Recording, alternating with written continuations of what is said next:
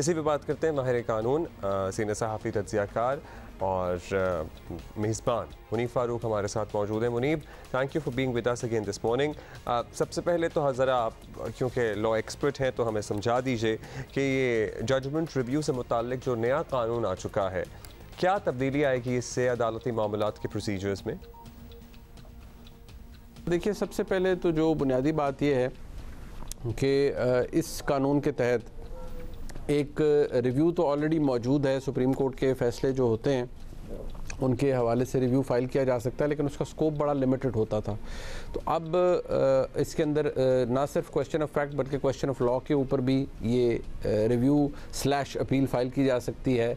Review के अंदर आमतौर पर यही होता है कि जिन जज साहिबान ने ओरिजिनल डिसीजन दिया होता है, रिव्यू में भी वही बैठते हैं, लेकिन यहाँ पर जज साहिबान की तादाद बढ़ा दी गई है कि एक बड़ा बेंच सुनेगा बेसिकली। और इस एक्ट के नाफिजुल अमल होने के बाद अब से इससे पहले जितने भी मुकदमात मौजूद हैं जिनका रिव्यू फ़ाइल नहीं किया गया और जिनमें रिव्यू की ऑप्शन को एग्जॉस्ट नहीं किया गया, उनके अंदर रिव्यू फ़ाइल किया जा सकता है।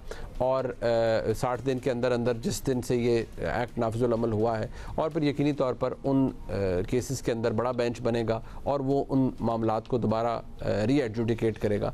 फ़ैसला क्या आता है क्या नहीं आता, लेकिन उसका जो बुनियादी क्रक्स है वो मैंने आपके सामने बयान कर दी। अच्छा, thank you for helping us understand that. अब ये बता दीजिएगा कि सदर मुमलिकत दस्तखत कर चुके हैं, इस मरतबा फ़ाइल नहीं दबी, कहीं फ़ाइलों के ढेर में कानून नाफिज हो चुका है, क्या अब भी सुप्रीम कोर्ट इसे मुस्तरद कर सकती है? देखिए, सुप्रीम कोर्ट के पास इख्तियार तो है। जैसे प्रैक्टिस एंड प्रोसीजर के हवाले से पहला कानून उन्होंने नाफिजुल अमल होने से रोक दिया, तो अब भी सुप्रीम कोर्ट के अंदर इसको चैलेंज भी किया जा सकता है, इसे स्ट्राइक डाउन भी इवेंचुअली किया जा सकता है, इसकी अमल दरामद को रोका भी जा सकता है। लेकिन जो ज़मीनी हालात हैं वो शायद मुझे लगता है कि उन्होंने इसके चांसेस कम कर दिए हैं। पहले हालात मुख्तलिफ थे, अब अगर ये दोबारा सुप्रीम कोर्ट की जानिब से किया जाता है तो इसका बड़ा बैकलैश आएगा। और हुकूमत तो इस ज़हनी कैफियत के अंदर मुब्तला है, पार्लियामान भी, कि अगर इसको भी नाफिजुल अमल होने से रोका जाएगा, अगर इसका नफाज रोका जाएगा तो हुकूमत दोबारा री लेजिस्लेट करेगी और उसको कोई मुख्तलिफ नाम दे देगी, लेकिन उसका ताल्लुक इसी बात के साथ होगा। तो लॉ मेकिंग के ऊपर कोई कदगन नहीं लगाई जा सकती। इसी तरह अदालत का जो इस्तेकाक है उस पर को भी रोका नहीं जा सकता, लेकिन अदालत को कोई ना कोई वजूहात तो बयान करनी होगी। अगर इस कानून को भी अदालत इसकी अमल दरामद को मुअत्तल करती है या इवेंचुअली इसे कलअदम करार देती है, तो बड़ी कोजेंट वजूहात अदालत के पास भी होनी चाहिए। अच्छा, आप वो बुनियादी सवाल जिस पे मुख्तलिफ आरा सामने आ रही हैं कि भाई मियाँ नवाज शरीफ और ये लोग जो हैं अपना पहले ही अपील का हक़ इस्तेमाल कर चुके हैं, इसलिए कैसे अब ये दोबारा इसमें फ़ायदा उठा सकते हैं, तो क्या बराह रास्त इस कानून साजी का जहांगीर तरीन साहब और मियाँ नवाज शरीफ साहब को एडवांटेज मिल सकता है? देखिए, बराह रास्त जहांगीर तरीन साहब और मियाँ नवाज शरीफ साहब के केसेस के अंदर इसका फ़ायदा इसलिए नहीं दिया जा सकता कि मियाँ नवाज शरीफ साहब ने भी अपनी जो उनकी सज़ा थी, जो उनकी नाअहली थी 5-0 से सुप्रीम कोर्ट के फ़ैसले के मुताबिक, उसके ख़िलाफ़ जो रिव्यू फ़ाइल किया था वो रिव्यू फ़ाइल कर दिया गया था और वो रिव्यू टर्न डाउन कर दिया गया था सुप्रीम कोर्ट की जानिब से। तो वो अपना जो एक्सरसाइज है ऑप्शन वो एग्जॉस्ट कर चुके हैं, वो उस मामले को वो एग्जॉस्ट कर चुके हैं, लिहाजा वो रिव्यू की ऑप्शन उनके पास अवेलेबल नहीं है। इसी तरह जहांगीर तरीन साहब के केस के अंदर भी जो रिव्यू की ऑप्शन है वो ऑलरेडी एग्जॉस्टेड है और हमारे मुल्क के आइन के अंदर जो सुपर रिव्यू या क्यूरेटिव रिव्यू की कोई गुंजाइश नहीं है, लिहाजा डायरेक्टली तो ये दोनों साहिबान इससे फ़ायदा नहीं उठा सकते। हाँ, एक फ़ैसला ऐसा है जो सुप्रीम कोर्ट की जानिब से आया था और उसके अंदर जो सब्जेक्ट मैटर था, जो रादर इम्पॉर्टेंट बात थी, वो ये थी कि अदालत ने 62(1)(f) के तहत ये डिटर्मिन किया था कि 62(1)(f) के केस के अंदर अगर कोई नाअहल होता है तो उसकी नाअहली ताहयात होगी।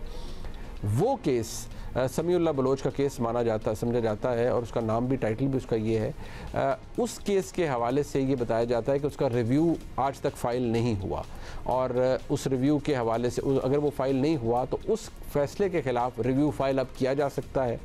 और अगर उस रिव्यू को, जारी बात है, अगर इस कानून के तहत किया जाएगा तो फिर बड़ा बेंच बनेगा और अगर वो रिव्यू के अंदर फ़ैसला बदल दिया जाता है तो फिर ना सिर्फ मियाँ नवाज शरीफ साहब और जहांगीर तरीन साहब बल्कि और भी बहुत से जो लोग हैं जिनको ताहयात नाअहली का सामना है, उनके लिए भी मामला तब्दील हो जाएंगे, उनके लिए भी हालात तब्दील हो जाएंगे।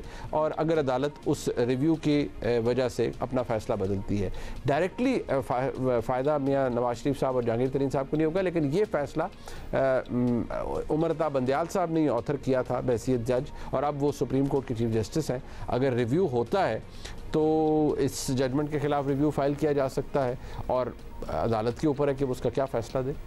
Thank you for helping us understand कि किस तरह से बराह रास्त इसका फ़ायदा नहीं उठा सकते मियाँ साहब जहांगीर तरीन साहब, लेकिन अदरवाइज़ एक और मामला है जिसका फ़ायदा उठा के उनकी ताहयात नाअहली वाले मामले को टैकल किया जा सकता है। मुनीब साहब, सियासी इफेक्ट की बात करें तो बज़ाहिर मुस्लिम लीग नून तो बड़ी खुश है और ये यही कह रहे हैं जी मियाँ नवाज शरीफ साहब की वापसी होगी, इलेक्शन मुहिम में वो शिरकत करेंगे, लेकिन पार्टी वापसी के लिए अमली तौर पर वाकई अभी तक ऐसा लग रहा है कुछ कर नहीं रही है। अगर ये समझा जा रहा है कि नवाज शरीफ साहब की वापसी के बगैर काम चल जाएगा, तो क्या ये ठीक समझा जा रहा है?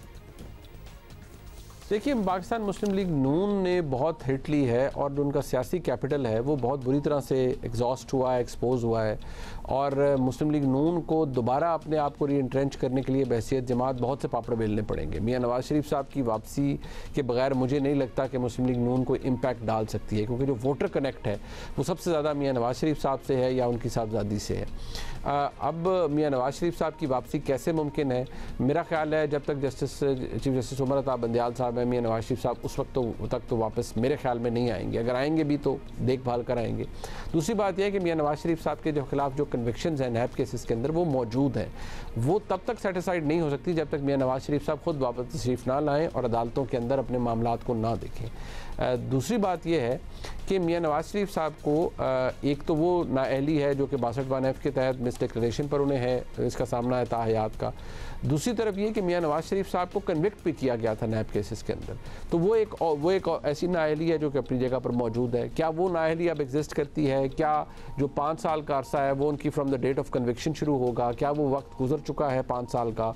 ये तमाम बातें डिटर्मिन करने के लिए मियाँ नवाज शरीफ साहब को वापस आना उनका बहुत ज़रूरी है, लेकिन उनके आए बगैर सियासी तौर पर मुस्लिम लीग नून की दाल गलती हुई नज़र नहीं आ रही, क्योंकि जो मसाइल हैं इस वक्त हुकूमत के और जिस बुरी तरीके से पाकिस्तान की मईशत हिचकोले खा रही है, जो इस वक्त हालात हैं, वो जितने भी फेवरेबल हो जाए हुकूमत के लिए ज़मीनी हक़ाइक़ की तवस्सुत से, लेकिन एक बात तो फैक्ट है कि मुल्क के अंदर इस वक्त एक बीमार मईशत मौजूद है, लोग महंगाई से तंग हैं, परेशान हैं, मुस्लिम लीग नून सियासी तौर पर कैपिटल एग्जॉस्ट कर चुकी है।